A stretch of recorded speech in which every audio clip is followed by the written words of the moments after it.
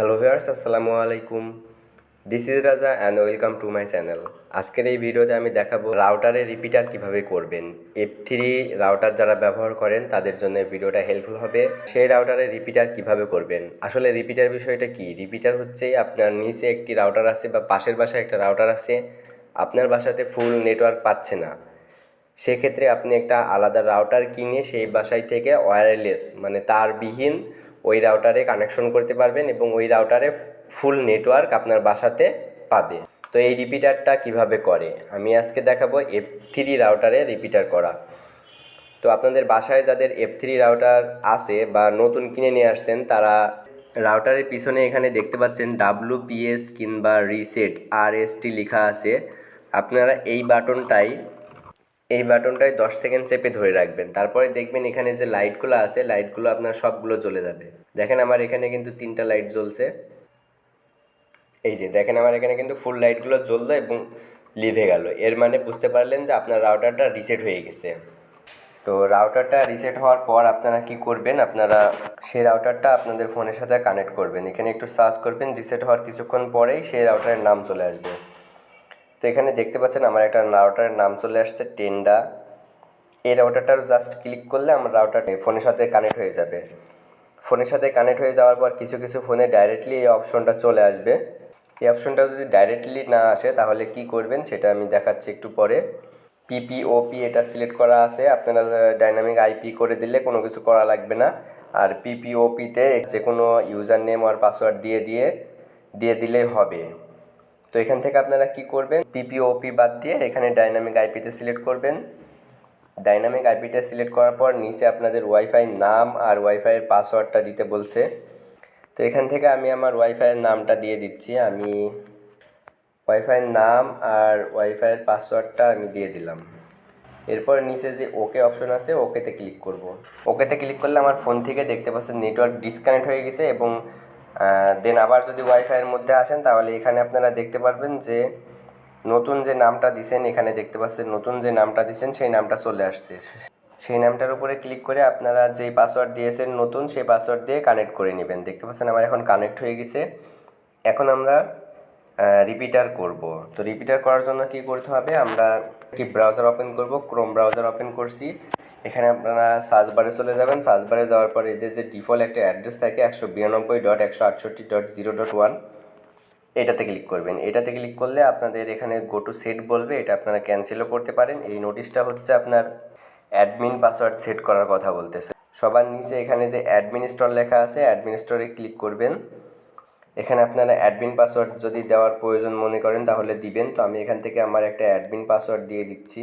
তো রাউটারে admin password দেওয়ার পর আপনাদের রাউটারে কি করতে হবে, এখানে যে ল্যান আইডি আছে, ল্যান অ্যাড্রেস আছে, এই অ্যাড্রেসটা আপনাকে একটু চেঞ্জ করে দিতে হবে। তো আমার এখানে 1 আছে, আমি এখান থেকে 3 করে দিচ্ছি।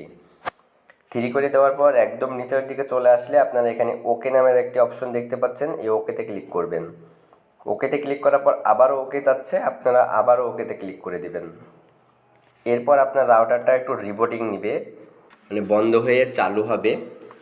তো রাউটারটা রিবোটিং নেওয়ার পর আপনাদের ফোনের সাথে আবারও কানেক্ট হবে।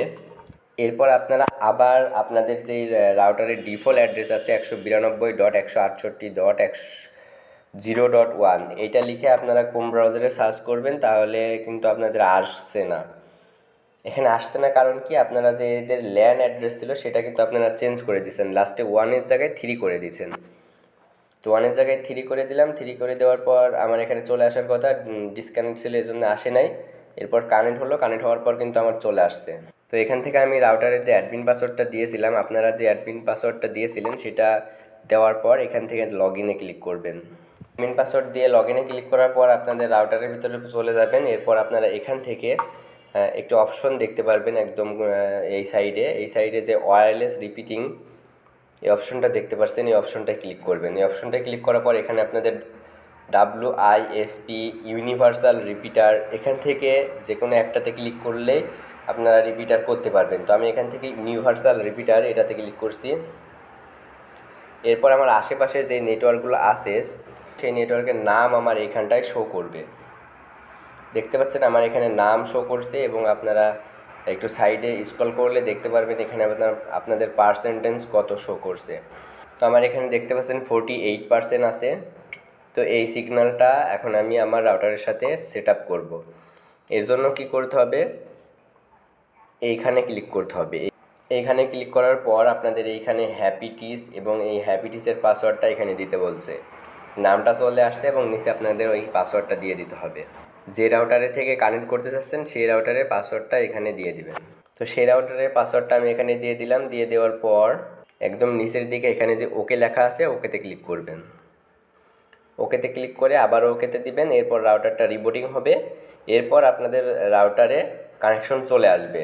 আপনাদের যে হ্যাপিটিস নামের যে রাউটারে ওয়াইফাই ছিল সেই রাউটার থেকে রিপিটার হয়ে আমার এই রাউটারে এখন নেট চলে আসবে। তো আমি এখন নতুন করে আবার কানেক্ট করে দেখি, আমার এটা রিবুটিং হয়ে গেছে। রিবুটিং হওয়ার পর আমি এখন নতুন করে দেখি কানেক্ট করে।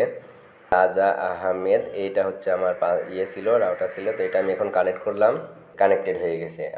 এখন আমি যদি ফার্স্ট.কমে দেখি যে আমার স্পিডটা এখানে কত পাচ্ছি, কত বেশি নেট স্পিড আমি এখান থেকে পাচ্ছি।